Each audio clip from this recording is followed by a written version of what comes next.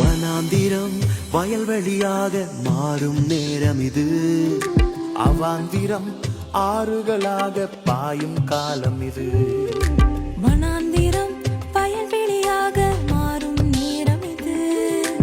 அவாந்திரம் ஆறுகளாக பாயும் காலம் இது. சொப்பனத்தாலும் தரிசனத்தாலும் இயேசு இடைப்படுவார். தீர்க்கதரிசியாய் உன்னை மாற்றி